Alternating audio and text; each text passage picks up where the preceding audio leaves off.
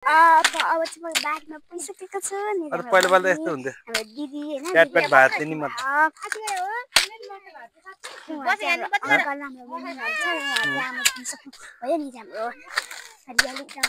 कस्तो नपत्ताको जङ्गल हैन बिचमा घर छ हाम्रो चाहिँ हैन पुरा पछिको जङ्गल घाट्ने घाट्ने मकै भाट्ने कार्यक्रम हुँदैछ गाइस। तर म चाहिँ घाँस काट्न आएको है गाइस फेरि है सुनिसा नाम त दिन्छ गाइस ए हो र हो नि त्यो त मेरो पुना भन्ने एउटा बहिनी हो यो मुजी बोक्न चाहिँ आउँदैन मुस्री बहिनी हो र नाम मलाई रिस उठ्यो ह ए उले चाहिँ बाबा भन्छ हुतिएदै के भन्छ आज नुहाइदिएको त्यता राम्रोदेखि त्यसैले नुहाइदिएको मैले हैन अङ्कलले भन्छ है अनि डाँडा सबैलाई हाई हाई भन्छ उहाँ डाँडा सबैलाई हाई हाई गाडी माग उनलाई सको यही घाँस काट्छ है म तिमी यहाँ बसी गर ए बोक्ने चाहिँ बानी छैन के बसी गर है दिदीलाई यहाँ बस्नुस् भन न बस अनि यहाँ चाहिँ हाम्रो बन्दैन उ रोइ भन पुसा झर्छ छिटो लिन आइदैन पुसा झरिसक्यो पुसा हो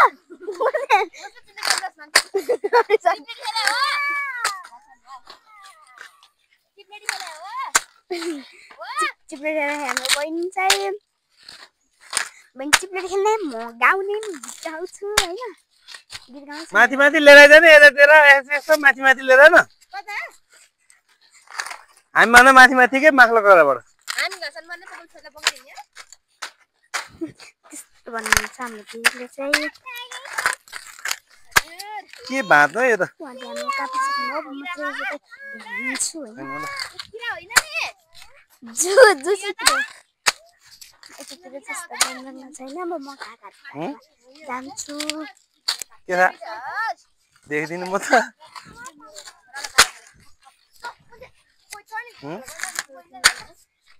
म बुक्छु गर्यो हामीले चाहिँ बहिनीहरू हुन्छ घाँस त्यति होइन अब बाँकी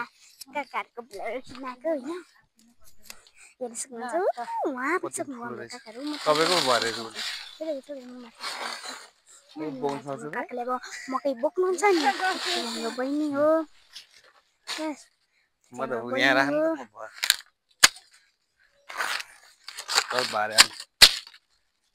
त्यहाँ बहिनी छ सिधा बनाएर राख्नु यहाँ नाम्लो चिकन चाहियो यस्तो छ हाम्रो हैन यहाँ अब यही त भरिदैन होला काम गर्नुहुन्छ हैन त्यही त हो ढोड काटेसम्म मात्र हो हैन आएको छ नि बनजाङ हेर्नु बार ढोड काटे हैन त उता अनि तपाईँ त्यति हो हैन हरियाली छ हैन बनजाङ नकाटे पनि हो उहाँ हाम्रो दिदी चाहिँ घाँस काट्न स्टार्ट गरिसक्नु भएको छ हैन अनि गरेको मैले चाहिँ देखाउन बिर्सेँ छु के ल गाइस बेचेर गर्नु पर्यो घाँस काटे गर्ने रे हैन अनि हामी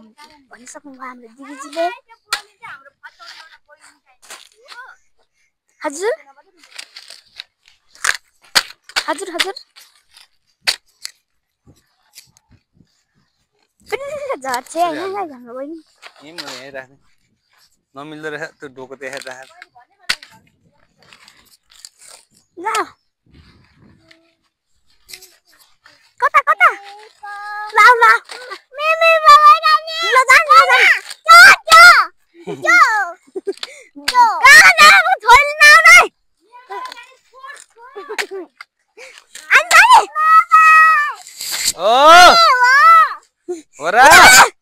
बस उता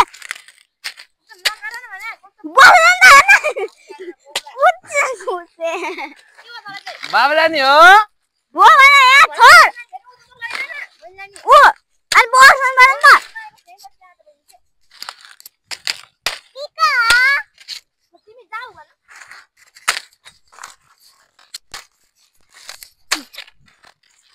फेरि आइसक्यो मेरो पसमा लाला रुक जान जानी या तार है तार तार आइया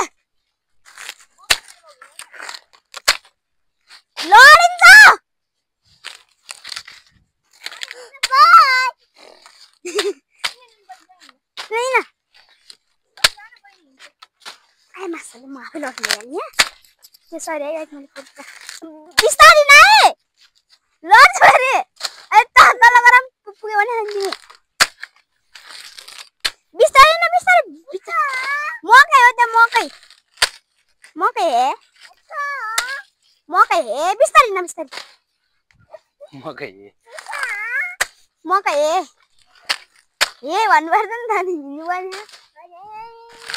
ए यता मकै हो भन्न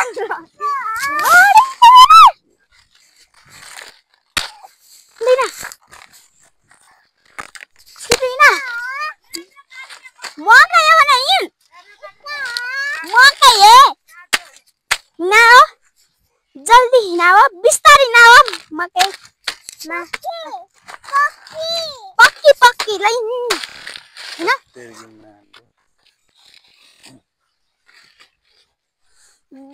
बिस्तारै न बिस्तारै लडिन्छ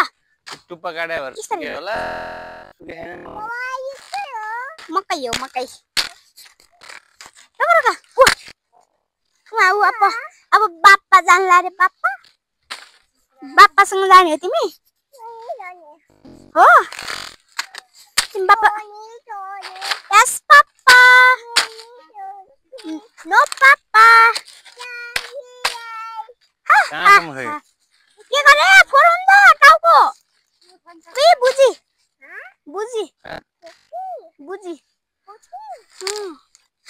बारी चाहिँ कहाँसम्म यो लौला उठ लडिन्छ क्या तिमीले पिसाब पो लाएर पिसाब चाहिँ पहिले फेर्नु मकै हो मकै त्यता हैन यता हो यता मकै हो यता हिँड यता हिँड यता यता हिँड मकै हो क्या मकै हिँड यता लडेर भन्छ उठ छिटो हुन्छ होला नि लाम बनाइदिएछ मैले फेरि छोटो चिट्टा थाइदैन हिँड्नी ए ताज हिँड्ने मैले तल गयो कि के हो छोरो या बलक खिच्रे अनि यहाँ अब मकैको केको आइ बाबा भन्ने सक्दैन अनि उ हाते हाम्रो काकाजीले मकै पोकिसक्नु भएको छ ए बहिनी दाले लड्न मर्छ गरे छ बाह्रमा लड्छ नि काका झरे लिएर बहिनी लिएर ल फिटिङ भइसक्यो रोक्नु काका त्यही रोक्नु त्यही रोक्नु बहिनी बोकेर लिएर न उतापट्टि मेरो बडा त यहाँ फेरि उतापट्टि म घर जानला कुन लिएन बाबा ओइ छोरो आउ बाबा भन लिन बोर बाङ भइसक्यो बाङ भइसक्यो होइन त्यो त घाँस पुरा बनाइसक्यो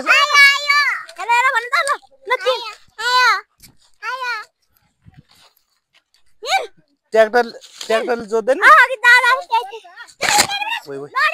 ब्यागमा आउँछ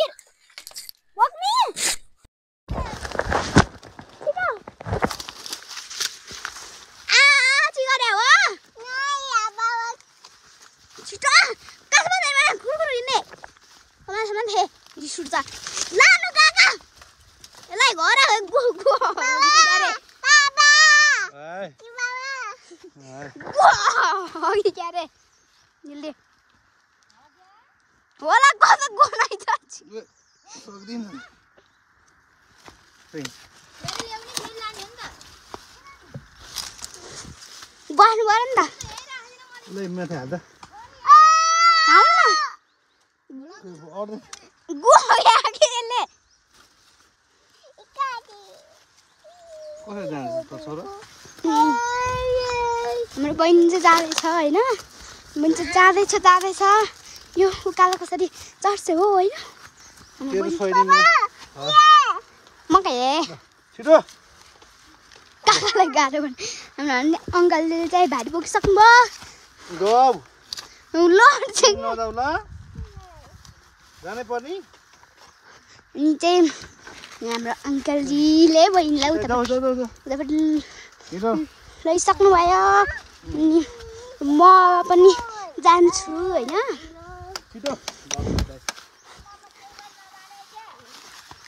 लड्छ क्या छोरी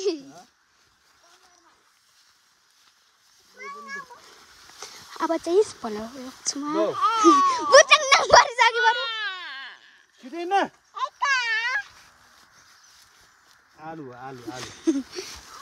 अङ्कलजी चाहिँ हिँडिसक्नु थ्याङ्क यू एभ्रिवान वेलकम ल भोलि भेटौँ बाई बाई